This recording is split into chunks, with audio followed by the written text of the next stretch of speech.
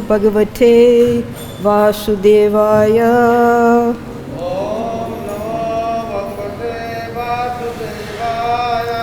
Om Namo Bhagavate Vasudevaya.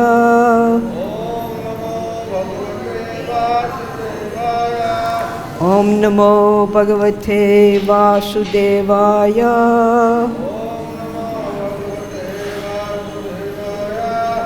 Today we're reading from Canto 10, Chapter 1, Text 39. Dehe panchatvam apane Dehi karmanugo vashaha Dehantaram anuprapya Praktanam tyajate vapu. Dehe, when the body. Panchatvam apane, turns into 5 elements. Dehi, the proprietor of the body, the living being. Karma anugaha, following the reactions of his own fruitive activities. Avashaha, spontaneously, automatically. Deha antaram, another body, made of material elements. Anuprapya, receiving as a result. Praktanam, the former. Tyajate, gives up. Vapuhu, body. Translation and purport by Srila Prabhupada. When the present body turns to dust and is again reduced to 5 elements, earth, water, fire, air, and ether, the proprietor of the body, the living being, automatically receives another body of material elements according to his fruitive activities. When the next body is obtained, he gives up the present body. Purport. This is confirmed in Bhagavad-Gita, which presents the beginning of spiritual understanding. Dehinosmin yatha dehe komaram yovanam jara tata dehantaram praptir dhiras tatra namuyate. As the embodied soul continually passes in this body from boyhood to youth to old age, the soul similarly passes into another body at death. The self-realized soul is not bewildered by such a change. Bhagavad-Gita 2:13. A person or an animal is not the material body. Rather, the material body is the covering of the living being. Bhagavad-Gita compares the body to a dress and elaborately explains how one changes dresses one after another. The same Vedic knowledge is confirmed here. The living being, the soul, is constantly changing bodies one after another. Even in the present life, the body changes from childhood to boyhood, from boyhood to youth, and from youth to old age. Similarly, when the body is too old to continue, the living being gives up this body, and by the laws of nature, automatically gets another body according to his fruitive activities, desires, and ambitions. The laws of nature control this sequence, and therefore, as long as the living entity is under the control of the external material energy, the process of bodily change takes place automatically, according to one's fruitive activities. Vasudeva, therefore, wanted to impress upon Kamsa that if he committed this sinful act of killing a woman, in his next life, he would certainly get a material body still more conditioned to the sufferings of material existence. Thus, Vasudeva advised Kamsa not to commit sinful activities. One who commits sinful activities because of ignorance, tamagun, obtains a lower body. Karanam guna sangosya sad asad yoni janmasu. Bhagavad-Gita 13:22. There are hundreds and thousands of different species of life. Why are there higher and lower bodies? One receives these bodies according to the contaminations of material nature. If in this life one is contaminated by the mode of ignorance and sinful activities, duskriti, in the next life, by the laws of nature, one will certainly get a body full of suffering. The laws of nature are not subservient to the whimsical desires of the conditioned soul. Our endeavor, therefore, should be to associate always with sattva gun and not indulge in rajagun or tamagun, rajas tamo bhava. Lusty desires and greed keep the living entity perpetually in ignorance and prevent him from being elevated to the platform of sattva gun or shuddha sattva gun. One is advised to be situated in shuddha sattva gun, devotional service, for thus one is immune to the reactions of the three modes of material nature. Namo Om Vishnu Padaya Krishna Prastaya Bhutale Srimati Bhakti Vedanta Swaminiti Namane Namaste Saraswati Devi Gauravani Pracharine Nirvishesha Sunyavadi Paschatya Deshatarine Om Jnana Timrandasya Jnananjana Salakaya Chakshurun Militam Jena Tasmai Shri Gurave Namaha. So this 10th canto, first chapter, if we were to make a movie of it, there would be so many different acts and scenes. Starting out with Parikshit Maharaj, the first 13 verses, he's imploring Sukadeva Goswami that now you've whetted my appetite in the 9th canto. Because Sukadeva Goswami there, he described the different dynasties, and at last he described the dynasty in which Krishna and Balaram were to appear. And Parikshit Maharaj had so many questions just from what he was saying about the dynasties. How is it that Balaram had two mothers, Devaki and Rohini? How is it that Krishna could perform such a sinful act as killing his maternal uncle? So we have to understand that Parikshit Maharaj, although he was a family member, very close family member of Krishna, he didn't have direct association with him in his lifetime. He saw Krishna, he had darshan of him while he was still in the womb. But after that, Krishna left for Dwarka, and soon after took all of his associates back to either the spiritual world or he sent them back to the heavenly planets. So now finally, these last few days before he's about to leave the particular body he's in, he gets to hear about Krishna. And this is the beginning of the 10th canto. So when Sukadeva Goswami, Sutta Goswami is narrating, what Sukadeva Goswami replied to Parikshit Maharaj. Sukadeva Goswami said, this is so wonderful that you're asking these questions, because 3 people can be purified by hearing my answers. First of all, the speaker, that was Sukadeva Goswami. Secondly, yourself, Parikshit Maharaj. And thirdly, the general public. General public then, at that time, was all the sages.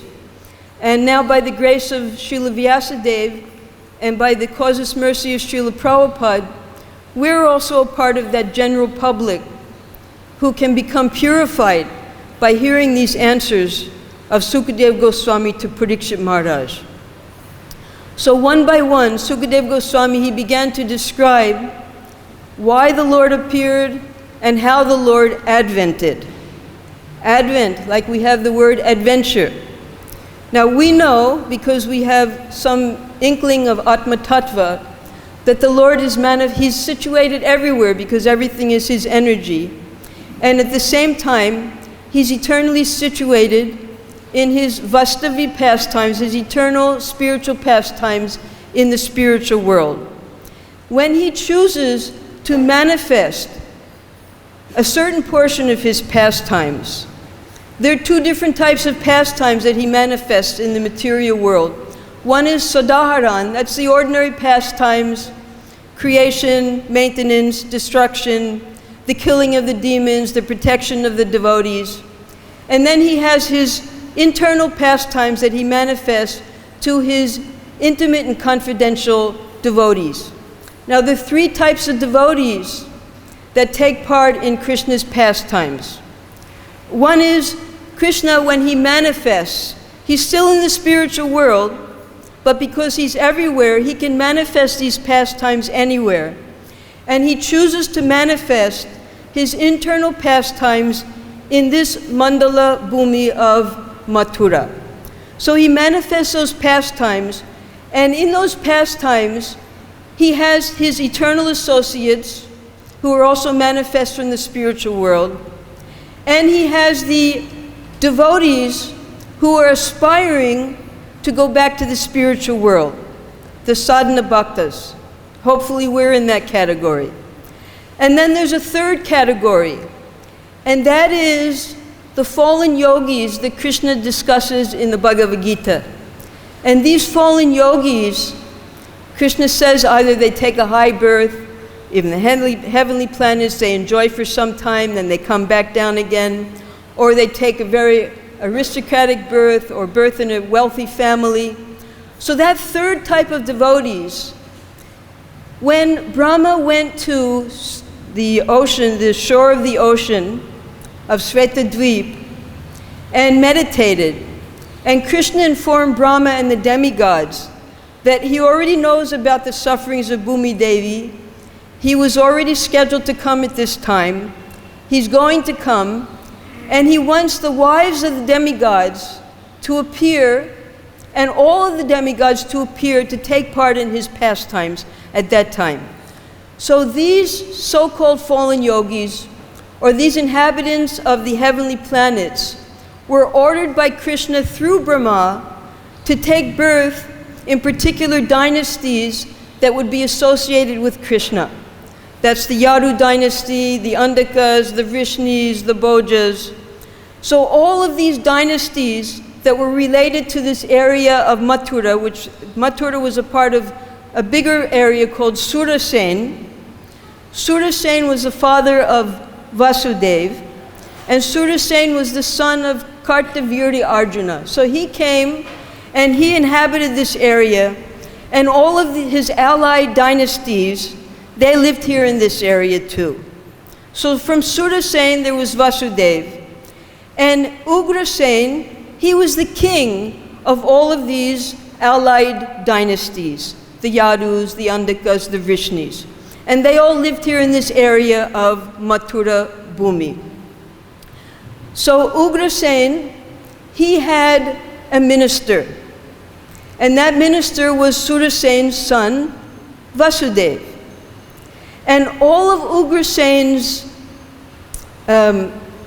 daughters married the younger brothers of Vasudeva. And today, we're reading about the marriage of Vasudeva to the daughter of Devaka. Now, Devaka and Ugrasen, they were very closely related because all the families were together as a big Hindu united family. So Kamsa, being the son of Ugrasen, he considered Devaki to be just like his sister. And therefore, just as in any big marriage, all the cousins and the brothers, they get together and they have a wonderful festival, and they consider themselves to just be like brothers and sisters. So Kamsa, today we're going to do a very in-depth study of Kamsa, his mentality. In psychology, we have two main factors that determine the psyche or the consciousness of a human being. We're going to talk about only humans. And that is today what's called genetics or DNA. We've all heard of DNA, maybe not all of us know what it means, but the empiricists, they put a strong influence on this DNA. DNA is nucleo. Who knows the? Thank you. It's a type of acid. The A is acid, nuclear acid within the body. Now they say that according to the placements of the different genes, a person has a particular type of consciousness and body. The mind and body are created by this DNA. These are the geneticists or the empiricists. Now, Rupa Goswami, he calls Kamsa an aggressive empiricist because the empiricists do not accept providence or the hand of God, which is called Daiva. They don't understand that anything can happen by the desire of the Lord. They think that by the interaction of different chemicals, that's why a person behaves the way he does. And aside from genetics, there's something called the socio-environment. So even if we have a particular genetic composition of our body and our mind, depending upon how we are interacting with our parents, with our friends, with our relatives, that also affects our personality. So in genetics, they go back to the coding of an individual from even before their death, their birth. And Kamsa, it turns out that Kamsa was not actually the son of Ugrasen, who was very elevated in the Andhaka dynasty. He was the son of a yaksha. Yakshas are powerful. They have superhuman powers, and they worship Kuvera, who is also a worshipper of Lord Shiva. They're not quite Vaishnavas. They're worshippers of Lord Shiva. And his mother, Padmavati, according to Jiva Goswami, came from a family of demons. Now, just as in Braj, we've all heard of Jatila and how she creates so much disturbance within the Braj Leela of Radha and Krishna. So in Mathura, the counterpart, we would say, is Padmavati. Because Padmavati, the mother of Kamsa, for instance, when Kamsa died, she uncontrollably lamented at the death of her son, whereas everybody else was jubilant because he had been so cruel and so ferocious. And Padmavati, in her opinion, the reason that Krishna came here was because he was made into the slave of the cowherd boys and men to take care of the cows. They hardly fed him, therefore he had to steal to eat. They didn't give him shoes to wear. They made him go out in the fields all day and night with the cows. And when he finally escaped back to his real parents in Mathura, this is Padmavati's vision of Krishna living in Vrindavan. And Krishna sent Uddhava with some gifts for, to thank his mother and father, Yashoda and Nanda. Padmavati said, what they did was they bribed Uddhava with a lot of milk products to get him to convince Krishna to come back so he could be their slave again to take care of the cows. So Padmavati, coming from this demoniac family, and her son being Kamsa, the combination of the two, in fact, Rohini, in sarcasm, she used to call Padmavati Sati. Sati means chaste wife, but we all know that she had Kamsa by another man entirely, so she wasn't chaste in any manner. So this combination of the two, the genetics and the socio, because his genetics were demoniac, coming from a yaksha and a demoniac family. And then the socio. Socio means, like for instance, if you have a plantation, a garden. And you have different types of seeds. You plant the seeds and you give the same thing. You have soil and you have water and you have someone tending all those seeds. But some seeds come up as poisonous plants and some seeds come up as beautiful flowers. So these different seeds, although they're put in the same place, due to the genetics of the seeds, they come up differently. So Vasudeva, Devaki, and Kamsa, they were all in the same ground, which was Mathura. They all got the same water, which was the same training, but they grew up differently. And the proof is that here, Kamsa, when he heard from the demigods, and the demigods, they spoke this unembodied omen for a reason. They wanted to agitate Kamsa. They wanted Kamsa to commit sinful activities to accelerate the appearance of Krishna. Because the demigods, they wanted to see the pastimes of Krishna. Some of them had taken birth, and some of them were just waiting for this opportunity to see Krishna's pastimes. So when Kamsa heard this, because of his conditioning and his demoniac behavior and background, he was immediately ready to kill his own sister. Now in psychology, there's something called APD, antisocial personality disorder. And there are two main categories. That is the sociopaths and the psychopaths. The sociopaths, they do things that are not acceptable, but they have a conscience. They feel badly about it afterwards, but they just can't stop themselves. Due to intoxication, due to bad association, they'll murder, they'll steal, and even if you try to give them good advice, they'll listen, but they just can't stop themselves from doing the wrong thing. And then you have psychopaths. Psychopaths have no consciousness whatsoever, conscience. They have no connection with any empathy or sympathy. They actually take pleasure in hurting other living entities. And this is the demoniac mentality. So Kamsa, he had this antisocial personality disorder, being a demon. He knew what he was doing was wrong.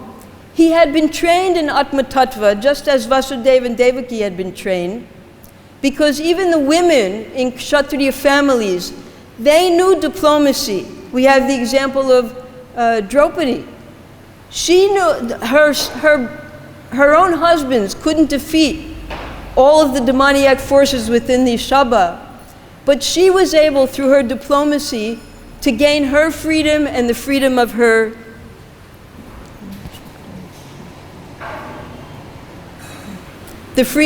husbands. So Kshatriyanis also knew diplomacy. But in this situation, Vasudeva is speaking. He is using diplomacy to convince Kamsa not to kill Devaki. Now, in diplomacy, there are four major rules. One is sama. So here, Vasudeva is using sama diplomacy. He's trying to pacify Kamsa. Although Kamsa has the sword in his hand, this hand, and he's ready to kill her, chop off her head, he's speaking so peacefully. He's flattering Kamsa.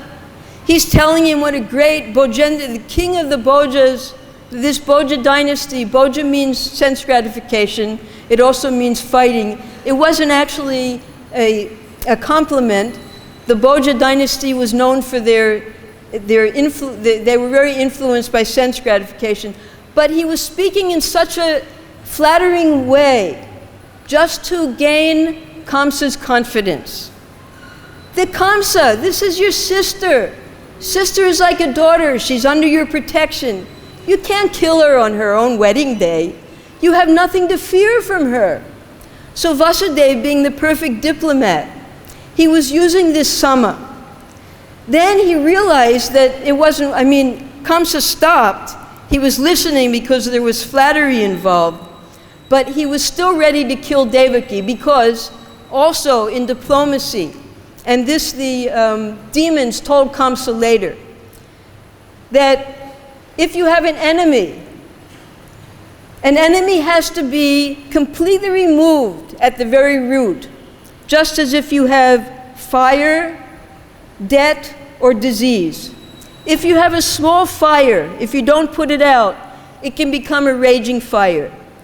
If you have symptoms of a little disease, but you don't treat those symptoms, it can become a terminal disease.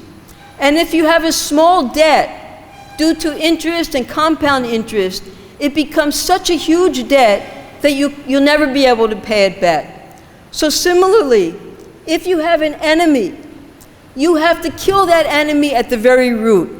So Kamsa, when he heard that the 8th child of Devaki was going to kill him, he thought, well, this child is going to come from Devaki. She's the root of the child.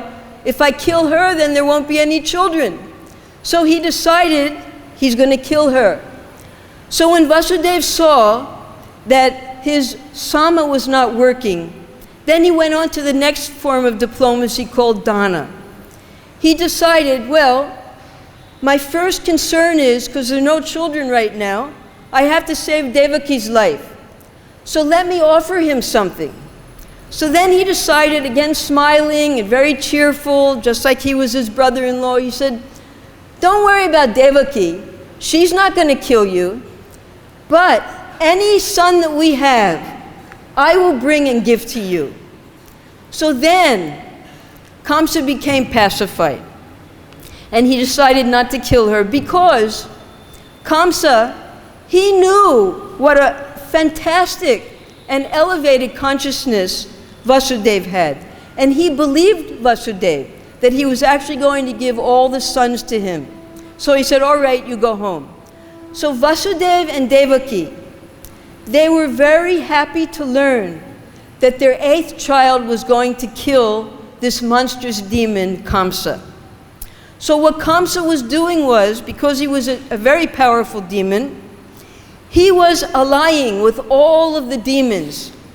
Now all the demons that he could bring with him, like Aga, Putana, Baka, Denuka, Trina, he brought them all to make as his cabinet members in Mathura.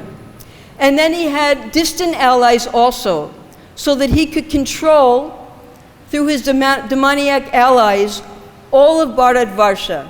He had Dravida, that was over in Gujarat. He had Jarasandha in Bihar.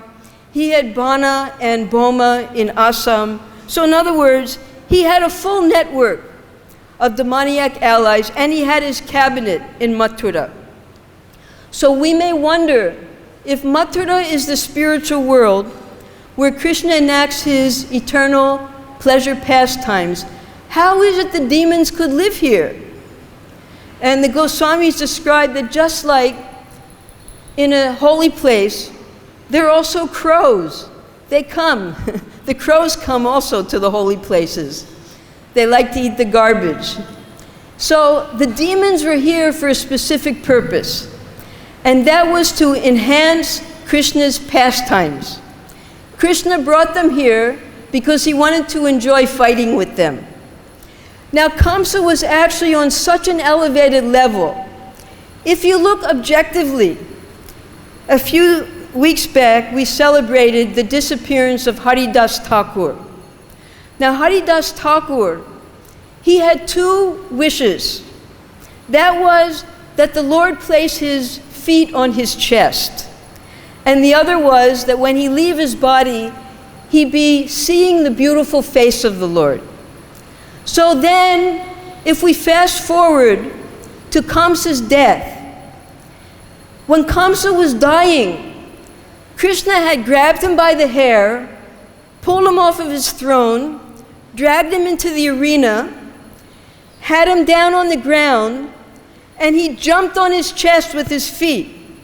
So Krishna's feet were on Kamsa's chest, and he was beating Kamsa, and his face was right in Kamsa's face.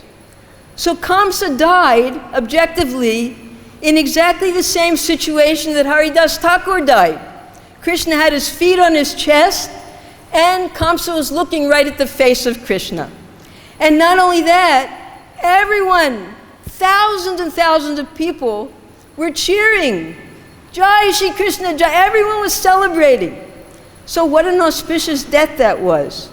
And aside from that, after Kamsa died, Krishna performed a royal funeral for him. And not only for him, but also for Chanura, Mushtika, and all the wrestlers who he and Balaram had killed. And Chanura and Mushtika, they had been influenced by the envious nature of Kamsa, but they died being embraced by the lords, just as Krishna embraced his friends. So though we consider these personalities to be demons, they were actually very much favored by the Lord. Now, how did they get these favors? We go all the way back to the beginning of the creation. The first created being was Brahma. And Brahma, as the secondary creator, it was his responsibility to populate the 14 planets. So, being very powerful, the first thing he did was he created sons from his mind. And one of those Manasaputras, one was Narada, one was Marichi. And Marichi, also being a Prajapati, he started to populate. He had many, many sons. One of his famous sons was Kashyapa Muni. Kashyapa Muni was a secondary progenitor, Prajapati, because from him all the Daityas and the Adityas came, the demigods and the Asuras. So another of Marichi's 6 sons, amongst them, there was one son named Smara. And those 6 sons we heard in previous classes, because they offended Lord Brahma when Brahma became attracted to his own daughter. Marichi cursed them to take birth as demons, and they took birth in the same family line. They took birth as the sons of Kalanimi, who was the son of Hiranyakashipu. Now Hiranyakashipu and Hiranyaksha later in Krishna Lila would take birth as Shishupal and Dantavakra. And Kalanimi, he took birth as Kamsa. And these 6 sons of Marichi, they took birth as his sons. They were cursed by Hiranyakashipu for taking shelter of Lord Brahma, that they would be killed by their own father. So Kalanimi took birth as Kamsa, and to fulfill this curse of the Brahmin, of Hiranyakashipu, Kamsa then, by providence, was duty-bound to kill these 6 sons, who they were his own sons in the previous birth. So Smara, being one of the first sons of Marichi, he then took birth from Kalanimi, and now he's taking birth from Vasudeva. He was the first son. After performing the Namakaran, his name was Kirtiman, and Vasudeva brought that first son to Kamsa. By this time, Kamsa, he wasn't worried, because he had been convinced by Vasudeva's elevated advice. He had nothing to fear from the first son. He had nothing to fear from Devaki. He was only worried about the 8th son. So he said very lovingly to Vasudeva, I have nothing to fear, you take him back. But Vasudeva didn't trust him. So in between, Narada Muni, he wanted to speed up these pastimes. He wanted Krishna to come quickly. So in a secluded place in one of the forests around Mathura, he sent a messenger to Kamsa, telling him he had arrived. Kamsa immediately came to meet him. And it was Narada Muni who convinced Kamsa, this is where the socio element comes in. Kamsa was willing not to kill the children. Narada Muni convinced him. He said, I've just come from the heavenly planets. All of the demigods have now taken birth in these different dynasties. They've even taken birth in Braj, Nanda Maharaj, all the cowherd men, they're all demigods. They're all devotees of the Lord. And they were planning on Sumeru Parvat to come here specifically to kill you and all of your demoniac allies. So you can't trust anybody. Best thing is if you kill everyone. So this is Narada Muni giving advice to Kamsa. So then Kamsa shackled up Vasudeva and Devaki, put them in the prison, killed the first child, smashing him on the ground. And then Vasudeva and Devaki, being very anxious that Krishna appear, every single year they gave birth to a son. Just so that these sons could be killed, Kamsa could increase his nefarious activities, and finally the seventh son, it was announced within the palace, had been aborted, miscarriage. And everyone they were lamenting, including Kamsa. He was lamenting because it's also his sister, and he didn't know where the baby went, so he was a little fearful also. Now, this fear principle is described in the Srimad Bhagavatam. We know about bhakti, and we know about anukulyena shilas Krishna. Rupa Goswami, he describes the aspects of bhakti as always thinking favorably of Krishna and engaging in his favorable service. Anukulyena Krishnanushilanam. But there's 6 other types of perfection in Krishna consciousness that one can attain. The first is by kama, by lust. The gopis, they attain perfection of meditation on Krishna by their lusty desires. The second is by fear. Kamsa actually attained perfection in his Krishna consciousness by always being fearful of Krishna, although it was unfavorable. The next is dvesha. Dvesha is hatred. Shishupal, he also attained perfection in Krishna consciousness, unfavorably. The next is the yadus themselves. The yadus, they were demigod by mentality. They came here to take part in Krishna's pastimes, and simply by their sambandh, they attained perfection in their Krishna consciousness. And then within the sambandh, there were the Pandavas.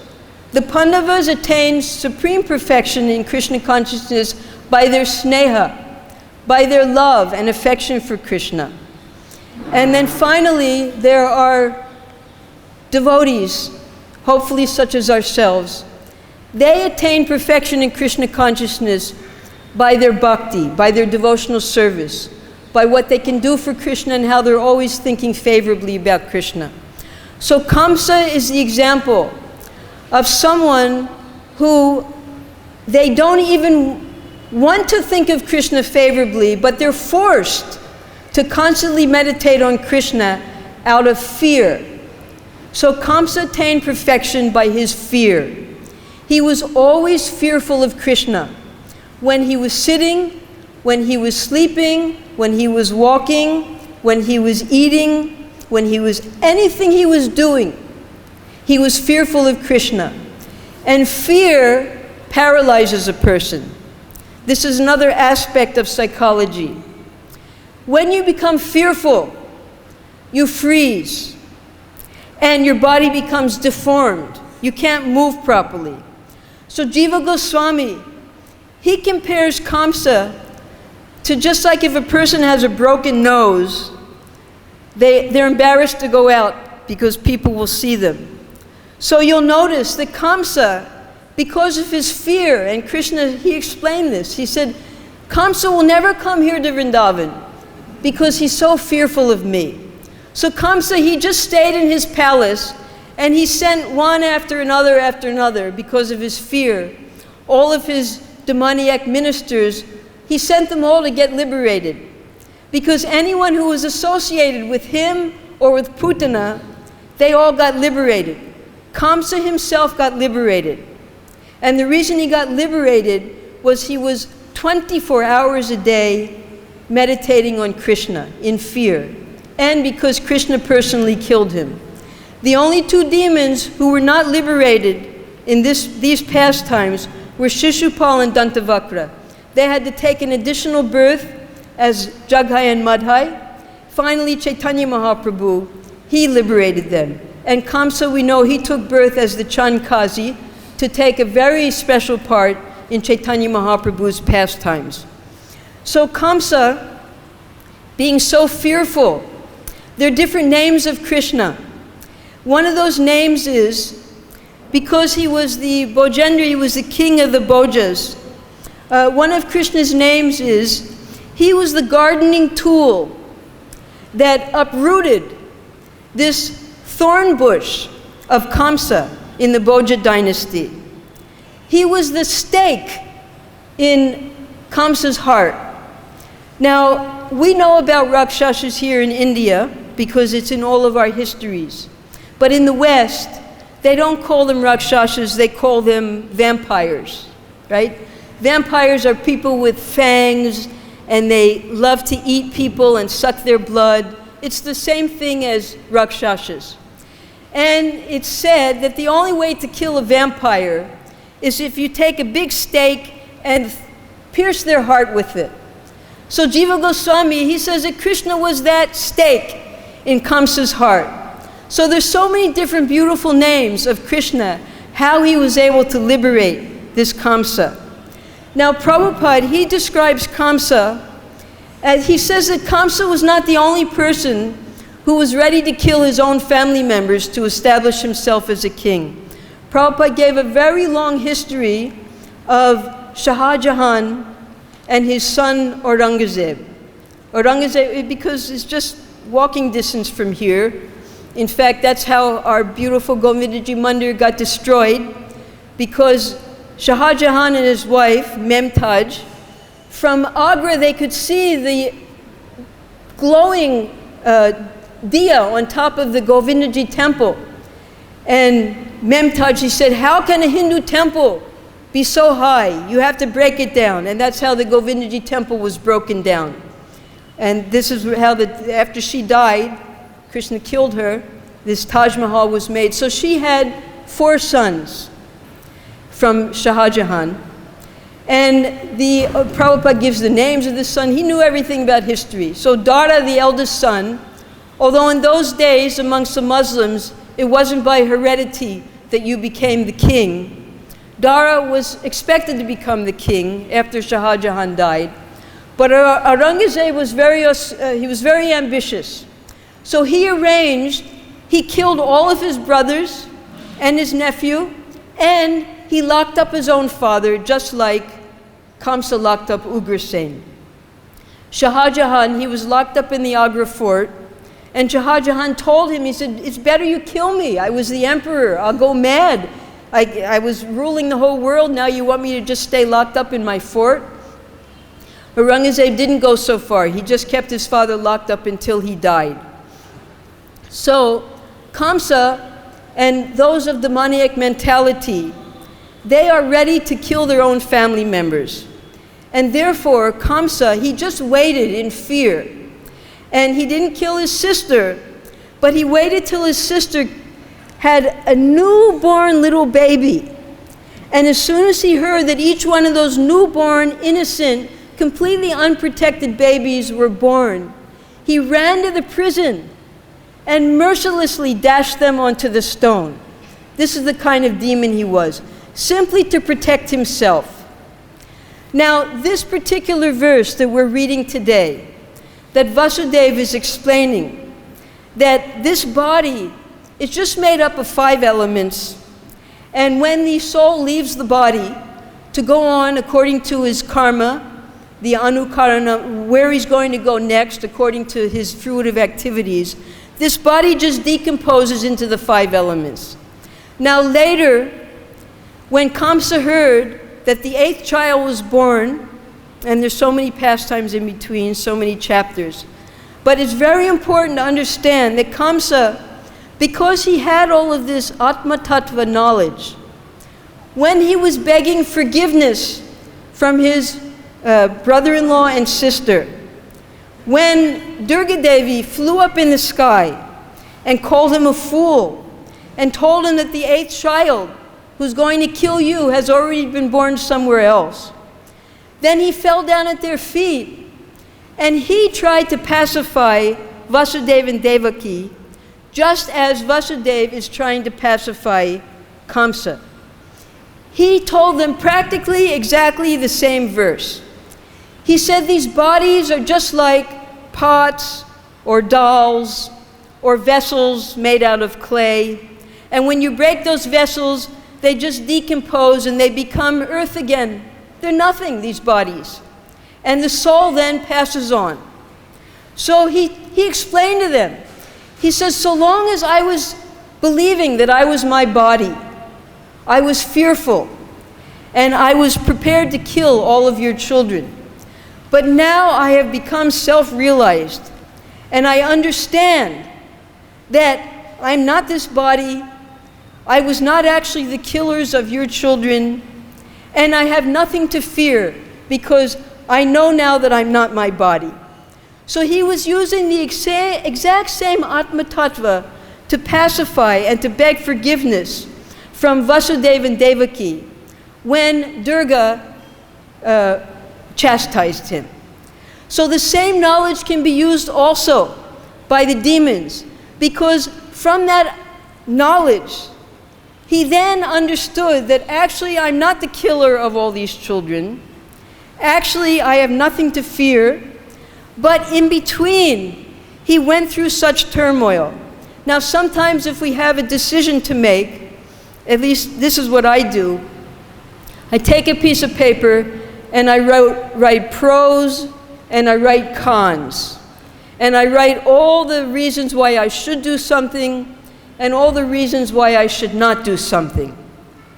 So Kamsa, while he was sitting in his, all paralyzed within his palace, watching everyone get killed, he was thinking of all the pros and cons about killing Devaki. He was still contemplating, should I have killed her? Should I not have killed her?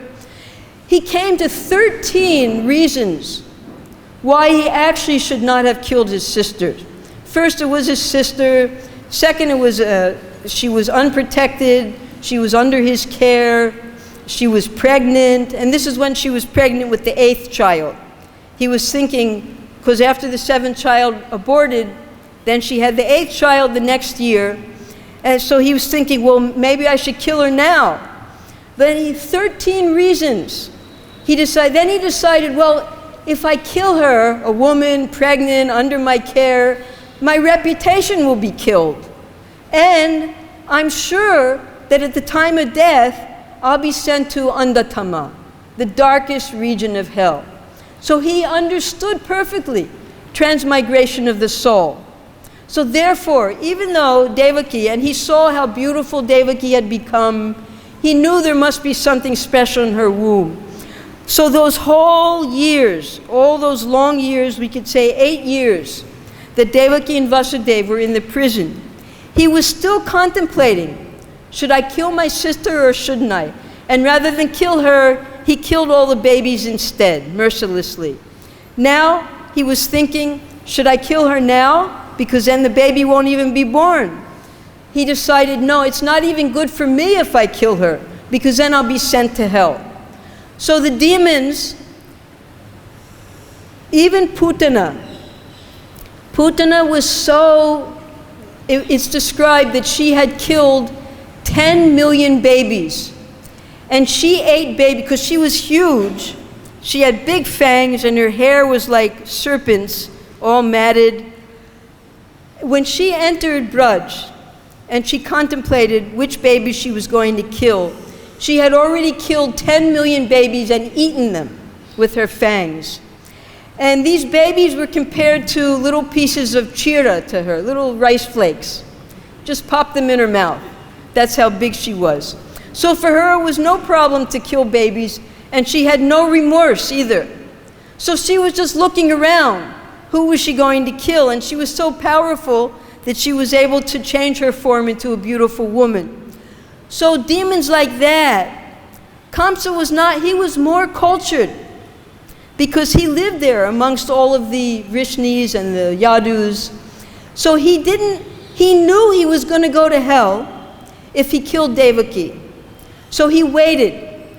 And then finally, when that child, so-called, was born, and then of course we know there's a whole pastime, there was no way that Devaki was going to give birth to a girl as the 8th, because the omen said it was going to be a boy. But Devaki, being the wife of a great Kshatriya, the daughter of a great Kshatriya, she then used a 5th principle of diplomacy, and that's called Dhamma. She tried to convince Kamsa not to kill this baby, little girl. So tomorrow we'll hear more as Vasudeva continues to try to convince Kamsa not to kill Devaki. Hare Krishna. Jai.